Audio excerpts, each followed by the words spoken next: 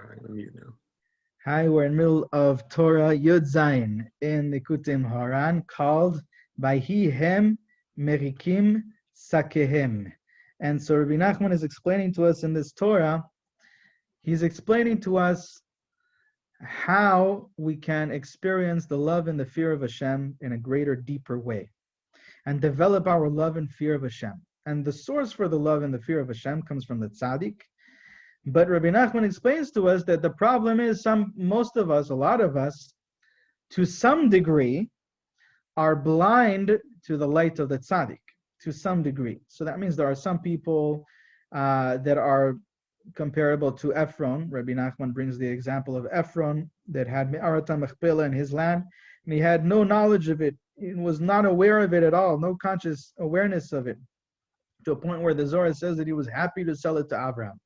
And so some people are like that. When it comes to the tzaddik, they have the tzaddik sitting next to them. The gates of heaven are right next to them. The tree of life is sitting in front of them, and they're not aware of it at all. They're completely blind to it. Sometimes to such a degree where the tzaddik even seems to be less than an average person, an average Jew, let's say, in their eyes. They see all these blemishes, these character defects in the tzaddik. And then some people, they realize that this person, okay, this is special, he's a tzaddik on some level, but they're blinded to the light. They don't really appreciate it. And some people, they appreciate it, but the extent that they appreciate it is very limited next to how great tzaddik is. Okay, this could be the tzaddik, it could be Moshe Rabbeinu. It could be the Moshe Rabbeinu of the generation. But to them, it's just like a simple tzaddik, or what they call in Yiddish, a good yid, a good yid, he serves Hashem good, he serves Hashem in a good way, even though in Yiddish, a good yid means someone that's like really a special yid, but I'm using it in a different way. So to them, he's just like a simple good yid, right? That's also considered that he's blind and blocked from the light of the tzaddik, and therefore he can't really connect to that love and fear of Hashem that the tzaddik is bringing down. And so there must be a way to allow this person to now be able to receive the light of the tzaddik. And the light of the tzaddik is the love and the fear of the tzaddik. And so what's that way to be able to receive the light of the tzaddik? It's by removing that block that is not allowing them to experience the light of the tzaddik. What's the block created from? Rabbi Nachman calls it achirut ma'asim of silut sechel. Achirut ma'asim, it's inappropriate actions, when a person's actions are they're completely disconnected from their, what they know is right, from the truth, and they're acting completely inappropriately, and where a person's consciousness, a person's mind, and a person's knowledge and wisdom is channeled in inappropriate ways. And so that causes what's called ksilut sechel. Ksilut sechel is the foolishness of the mind. It's the disconnected and chaotic and incoherent state of consciousness. And that is exactly the block that is not allowing him to receive the light within his consciousness, the light of the tzaddik within his consciousness, and to experience that light in his consciousness, the light of the tzaddik. And so how do we remove that block? This thing called achirut ma'asim of silut sechel, the foolishness of the consciousness that is connected to the inappropriate actions, the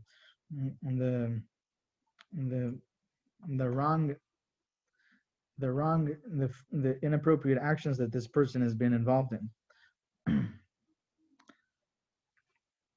The shameful actions of this person. How does a person rectify that? And so Rabbi Nachman explains that this block in the consciousness that doesn't allow him to receive the light of the tzaddik is really the aspect, it's the what is blocking the light of the mizbeach from shining. Okay, so you have something called the mizbeach, and the mizbeach is the altar, it's the place where all of the sparks of holiness in this physical world are lifted up, and the whole physicality of the world is lifted up and connected to the spiritual, to the soul, to Hashem, to bring more glory to Hashem. And in this way, there is more light of Hashem's blessings being drawn into the world. That's the function of the mizbeach. And that is the function and the definition of what the Shekhinah is doing. That's the purpose of the Shekhinah. And that's the purpose of the Malchut. The Shekhinah is the Malchut, and the Malchut is the mizbeach.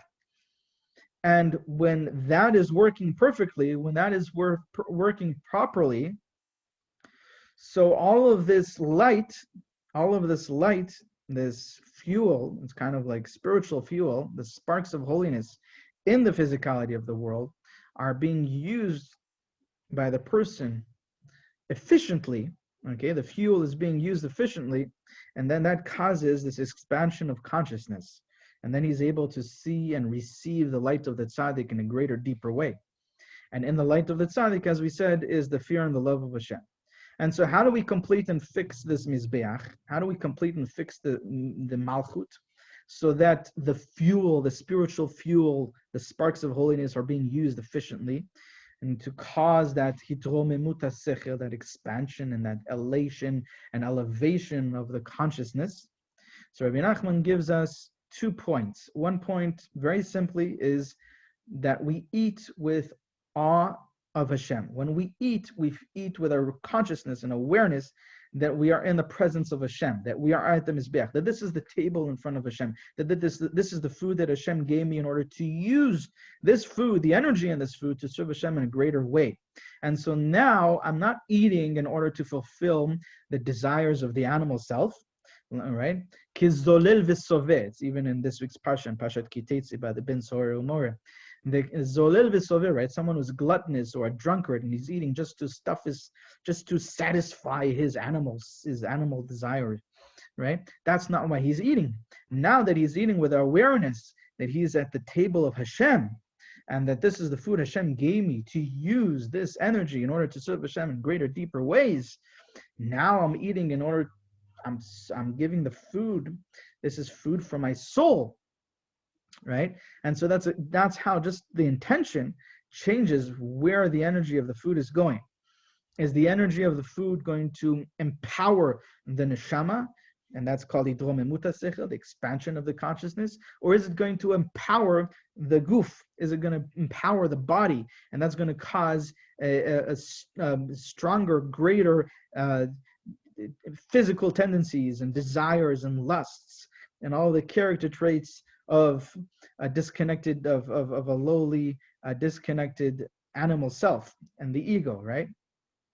And so that's one way that we can complete the mizbeach, that we can connect ourselves to the light of the mizbeach, of the malchut, and open up the consciousness so that we may receive the light of the tzaddik. The second way, and that's the way that we are in the middle of explaining now in this part of the Torah, in the middle of VaYehi, part 5 in this Torah, is through the gerim, through the righteous converts. When we return the sparks of holiness that were stolen from the mizbeach is surrounded, the malchut, the light of Hashem, which dwells in this physical world, is surrounded by predators, okay? Predators from the side of klipa, from the side of darkness, evil predators. And they are the opposing force to the malchut. The malchut is called the holy predator, right? Chelko shel toref, we spoke about, the aspect of binyamin. And they are predators from the side of darkness, from the side of klipa, surrounding this malchut, surrounding the light of Hashem. And this is how we see it's manifested in all the different churches and temples and all these different batei avodah zarah, the houses of idol worship, filled with incense and sacrifices and all these things that they're doing in order to receive blessing, abundance, life energy. And Rabbi Nachman points out that all the sacrifices that they're bringing at the end of the day is only to Hashem, because Hashem is the only energy and the only force in the universe.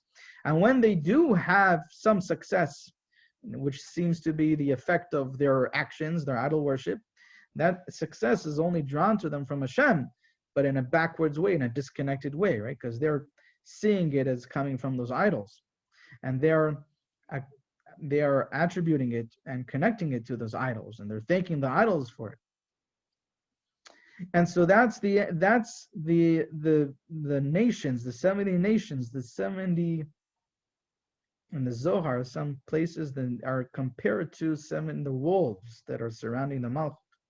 And so this is where I get the idea that the 70 nations, the Klippa, the side of darkness, the side of Tuma, is also a predator, just like a wolf is a predator, as we said, but it's the predator from the side of Klippa, from the side of darkness.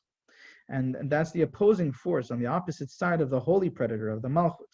And they steal away, they manage to steal away these sparks, these holy souls, these Jewish souls from the holy mizbeach, from the Malchut, from the Shekhinah, from the light of Hashem in this world. And those souls are lost among the nations and seeped into those corrupted belief systems of those 70 nations. And we need to free them of that. We need to somehow, we must prepare the ground and kind of clean up the environment that is surrounding those Jewish souls so that they are able to free themselves from that corrupted belief system and recognize that it's false, recognize how silly and foolish is all of that they're being fed, okay, in Christianity and in all of these other religions. And so you need to prepare that environment for them, clean it out, so that the light of the Torah may radiate and resonate in those places that they are found, even if they are deep steeped into that belief system, right? Their parents are speaking about it, their schools, what they do on Sundays, all of that is enforcing that corrupted belief system for those people. So you really need to find a way to clear out the environment surrounding those souls, wherever they may be, so that the light of the Torah may shine and resonate in their hearts, so that they are awakened to be freed from that falsehood, from that foolishness, and recognize that it is not true, and be drawn back to the light of the Torah, to the truth of the Torah. And when that happens, and those souls come back, those Jewish souls, they are parts of the mizbeach. Their soul is a part of what makes up what's called Knesset Yisrael, the gathering of the Jewish people, because the collective of all the Jewish souls is what we call Knesset Yisrael, and the gathering of the Jewish people, the nation of the Jewish people, which is the Shekhinah. That is the light of Hashem in this world. Okay, the mother, the source of those souls is called the Shekhinah, and her children are each one of those Jewish souls, the Zohar calls them the limbs of the Shekhinah. Every Jewish soul is a limb of the Shekhinah. And so when they are all brought back together, and those converts, those righteous converts come back, and so now more limbs, more parts of the Shekhinah are coming back and being reconnected and reunited as Knesset Yisrael. Now there's a completion, a perfection, a wholeness of the holy mizbeach, of the holy predator. And the holy predator is the aspect of the fear of Hashem. As we saw, Teref Natan Nereav, the prey will be split up amongst the fearers of Hashem, those that are in awe of Hashem, because they are included in the light of the Malchut, which is also called the woman of valor, the God-fearing woman, Eshet Chayil, Esha Yirat Hashem, Hitit Halal, that is praiseworthy. And so when that happens and the mizbeach is completed, so we'll see how that will bring to the expansion of the consciousness, what we call the Tromimut HaSechel, and then you're able to receive the light that is drawn from the tzaddik, and the light that is drawn from the tzaddik will have this effect of loving Hashem and fearing Hashem and being in awe of Hashem's greatness in greater, deeper ways. How is that? As we were explained at the beginning of the Torah, that tzaddik always brings to consciousness, he draws to our awareness that Hashem, the purpose why Hashem has in creating the world, the intention that Hashem has in creating the world, and the pride that Hashem prides himself with the Jewish people. And the pride that Hashem prides himself with the Jewish people is, in fact, the purpose and the reason and the intention why Hashem created the world.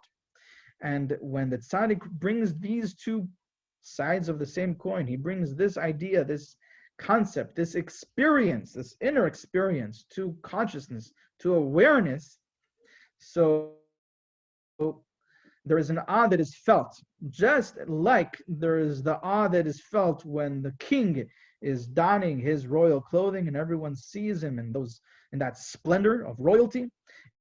In the same way, when the king's pride is being revealed through the tzaddik, right? The tzaddik is bringing it to a consciousness, to awareness. Everyone feels this awe.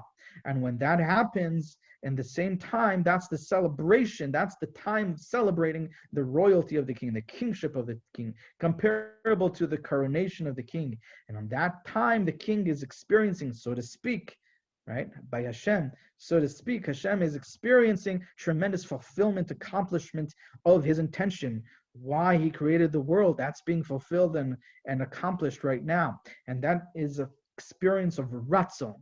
Okay, his will is fulfilled, and that's a great deep feeling of love and happiness. Okay, that's the complete fulfillment. And when the king experiences that, he shows that love to all of his subjects. Okay, and he tells them, come and share with me whatever it is that you need, ask of me and I give it to you, and I will give it to you. And so that's the love that's revealed at the time of this celebration of Hashem's kingship, of Hashem being the king. And so the awe of Hashem is revealed, experienced by us, and the love of Hashem is experienced by us when this is brought to awareness by the tzaddik. The pride of Hashem prides himself with the Jewish people and the intention and the purpose that Hashem has in creating the world. And so let's continue now in explaining the idea of how can we bring those converts, the righteous converts back, those Jewish souls back, in order to complete the mizbeach, in order to fix and complete and bring the malchut of Hashem to its wholeness, to a state of wholeness. So yesterday we spoke about the idea of how through tzedakah, this is happening through tzedakah. There's a pasuk Rebbe Nachman brings from Mishle, Hon Yosif Ra'im Rabim, that wealth adds many friends to a person. When a person is wealthy, or when a person now gains wealth, you can see it a lot more. As much wealth as a person has gained, he has gained a lot more friends than the wealth that he has gained. So now he's Mr. Popular. So that's the simple explanation. That's a simple understanding of that pasuk. But Rabbi Nachman gives a deeper understanding that when you share, when you are giving money to tzedakah, when you are supporting and giving money, spreading the wealth in the greatest ways that you can. What does it mean in the greatest ways? What does it mean that you give tzedakah in the greatest way? So obviously, if you give tzedakah to many people, then there's a bigger mitzvah. There's more light of that tzedakah that is being spread. And so that light of tzedakah, of the mitzvah of tzedakah, of spreading Hashem's blessings with more people, helping more people, the kindness of Hashem, the love of Hashem, the abundance of Hashem is being now spread to more people. Therefore, the more people you're able to give tzedakah to, the more the mitzvah of tzedakah is increased. The light of that mitzvah of tzedakah is increased. The experience of that light, of that abundance of Hashem, of that light of tzedakah is increased. And so how is it possible to give tzedakah to one person, and giving tzedakah to one person in one action, it's as if you gave it to 1 million people at once. And so Rabbi Nachman explains that when you give tzedakah to a Torah scholar is by definition a soul person. It's a person who has devoted their life to their neshama, to the development of the Torah consciousness, and to teaching it, and to learning it, and to understanding it in greater, deeper ways. And so a soul person includes within him many, many souls. And we explained this rule in Kabbalah, how the higher the point in 10 sefirot, wherever you are, in whatever system you are, whichever point is higher in that system, it includes all the points that come after it, all the levels that come after it, all the points that will come after it are included in the first, just like the branches of a tree that are coming out of the trunk. And so when you give the tzedakah to the Torah scholar, he is like the tree trunk or the roots of the tree. And because you have all of these other souls that are branching out from his soul, it's as if you brought light. You brought that light of the mitzvah of tzedakah to all the branches of the tree, right? When you water the tree and you put the water by the tree trunk or by the roots of the tree, and you put some nutrients and you fix it up and the soil and everything, then you're not just helping the tree trunk. The whole tree now grows in a more beautiful, healthy way. And so that's what it's comparable to when you're giving tzedakah to the Torah scholar. It's as if you give tzedakah to 1 million people at one time. And so when you give tzedakah, Rebbe Nachman says, from this pasuk in Mishlei, from this pasuk of Shlomo HaMelech, that wealth or money, hon also, right? Hon just means a lot of money, which is wealth. A lot of money will increase a lot of friends. Rabbi Nachman says that means that it increases the energy of friendship, the energy of peace and friendship, the energy of harmony. So there are two types of energies in the world, and you see this in different places. It can be from one house to another, and it's a different energy. There is one type of energy in the world is an energy of machloket, an energy of arguments, an energy of conflict, of violence, of separation, of judgment. Okay, and those are all synonyms to the same thing, all descriptions of the same energy of machloket. And then you have the energy of peace, of friendship, of love, of mutual appreciation. Okay, and it's either this or that. Sometimes you have in one aspect this energy, and in another aspect in the same household a different energy, right? Just when the context changes, a different energy comes up. But it's either this energy or that energy. It's either the peace energy, the energy of peace, of love, of friendship, or an energy of judgment and arguments and violence. And so Rabbi Nachman explains that when you give tzedakah, the light of tzedakah, the money that is being shared from one person to another, causes the energy of peace to dwell in that place. What does that mean? That means that when there is money that is being given from one person to another person, which is what we call tzedakah, okay, the area between these two people is now saturated with this energy of peace and friendship. Because the energy of giving from one person to another, instead of each person looking, how can I take from the other person?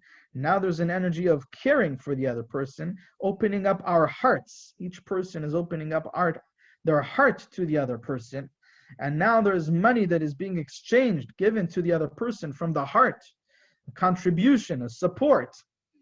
That causes that this whole area in between the two people is now filled with this energy of friendship, of love, okay, of harmony, of peace.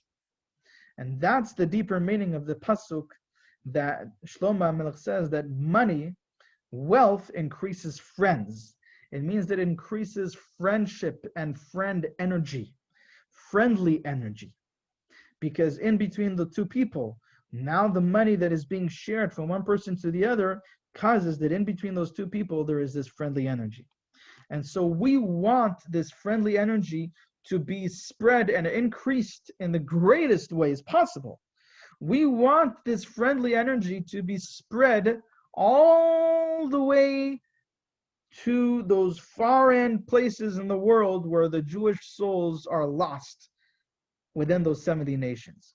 Because if we can cause that friendly energy, that energy of peace, that peaceful energy, to fill up the whole environment, okay, the whole area, the whole world, from where the Torah is and from where the tzaddik is, all the way to where those Jewish souls have been lost within those corrupt belief systems in the 70 nations, then there is a possibility for the light of the truth of the Torah, to radiate and resonate by those Jewish souls that were lost, because now there's no longer the blocks in the way. Okay, we are removing the blocks in the way. Okay, there's no longer any interference between the truth of the Torah, the light of the Torah, the light of the tzaddik, and those Jewish souls that are found lost in the 70 nations. Okay, so when we increase this energy of friendship, this energy of peace and harmony and love, so that it fills up the space between the tzaddik and where those Jewish souls have been lost in the 70 nations, that friendly energy removes any interference, okay, any chaos, any interference, and now the light of the tzaddik, the light of the Torah, can be resonating and radiating and experienced by those Jewish souls, and they will find it wherever they are standing. They will find it. Rabbi Nachman is going to say that they will find it in their own books, in their books of Christianity. They'll find how Christianity is false and how the Torah of Hashem and the Torah of Moshe is the truth. Why? Because there was that friendly energy that dissolved any interference. And so the light of the Torah, the light of the tzaddik, was able to travel and be experienced by those Jewish souls, even though they're so far in such a dark environment where they may be found. And so let's just read a few lines here in middle of Ot Hey.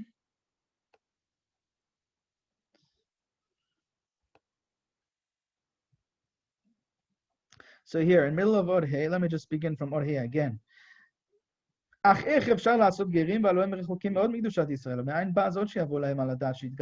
you able to make these Jewish souls convert? They're so far from the holiness of Jews, their environment, the way they brought up, and how they're living their life. How can they ever even think of, how can it ever enter their mind, their consciousness, that they should return to Judaism? That they should return to Judaism. Not return, right? They were born in those 70 nations. When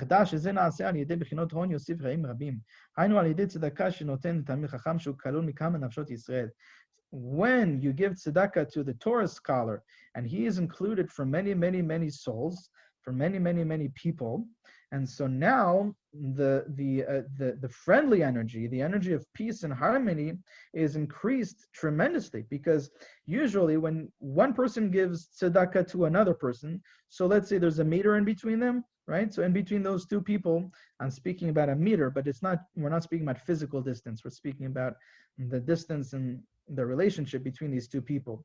But a meter is just a metaphor, right?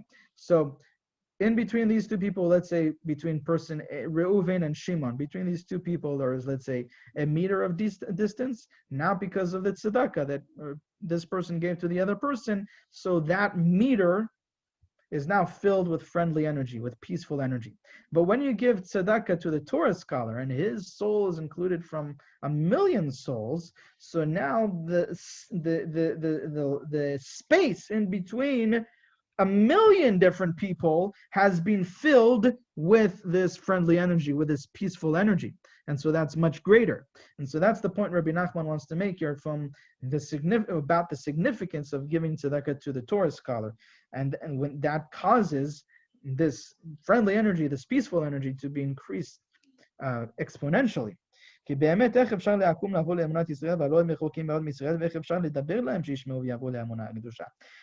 can someone who was an idol worshiper, right, this Jewish soul that grew up as an idol worshiper, how can he come back to believing in Hashem, to believing in Hashem's Torah? They're so far from that. They're so far from Judaism. They're so far from the Jewish people. How is it possible even to speak to them in a way that they will hear you? It's almost impossible. You try to say anything to them, and they're blocked from hearing that because of their upbringing, because of their belief systems. So Rabbi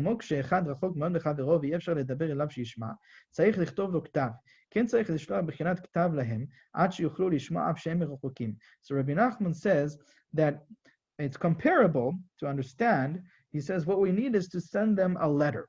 We need to send them something that they will be able to read, and that thing that they will read, that word of truth that they will read, will resonate deeply inside them. Because if you speak to them they will not hear you. They're not even, just because you have a beard and you have a kippah and you're called a Jew, that already puts up walls that they were brought up with, that, I don't listen to that. Who was that? That's not me. That's not what I listen to. That's not what I believe in, right?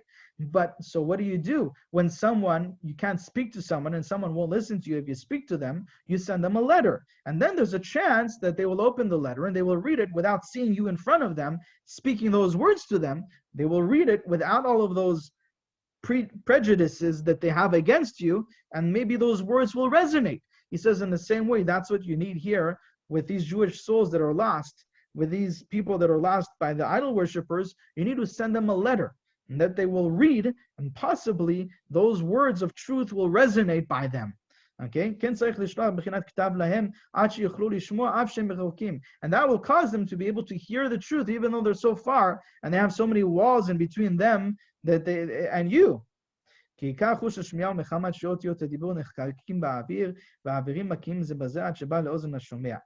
Rabbi Nachman is going to explain more about this idea in the next coming sentences. He explains that when we hear something, every time that we hear something, really, it's words, okay, that are now vibrations, that are transformed into vibrations. These words are transformed into vibrations at various wavelengths that are traveling from the person who is speaking to the person who is hearing and receiving those words.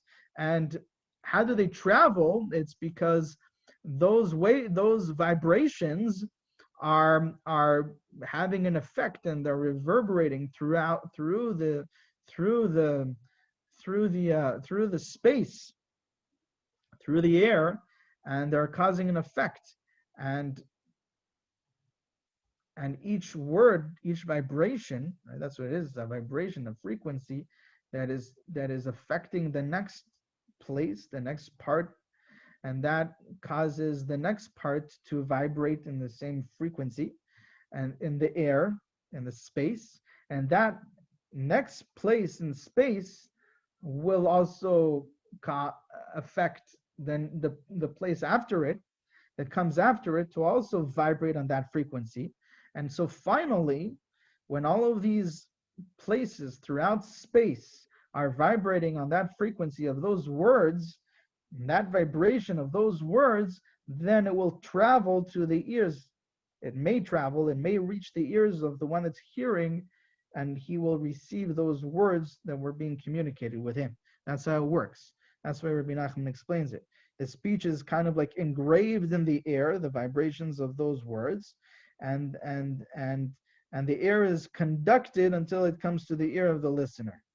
Okay, so now we all know that when you're let's say you're in a hall and everyone is speaking with each other, it's very hard to hear even the person right next to you. Why is that? Because the room, the space, is filled with all of these vibrations, all of these words that are going on at the same time.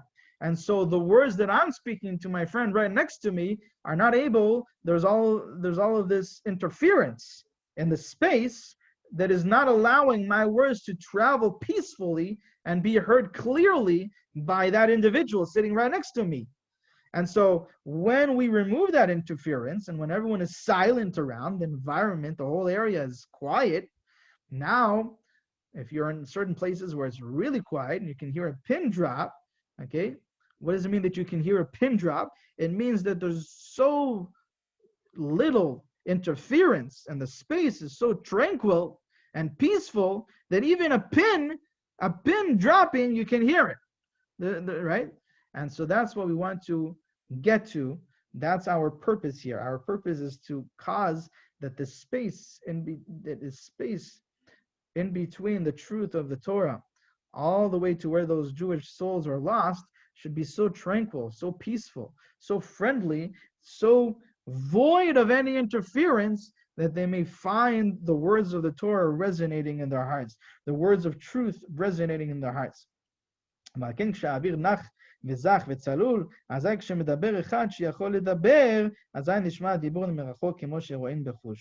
then when the air is tranquil and pure and clear, then someone who is able to speak.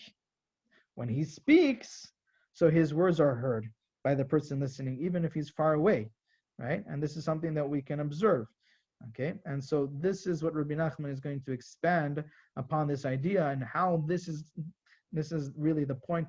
This is the lesson that we're going to use to understand how to bring back those Jewish souls that are so lost in the 70 nations, and complete and perfect the mizbeach, bring the malchut to that state of wholeness, which brings to that expansion of the consciousness, so that when we may receive the light of the tzaddik, which will bring us to that fear, that deeper fear, that awe, and that love of Hashem, the year and av of Hashem. And we'll see more of that B'ezrat Hashem in the next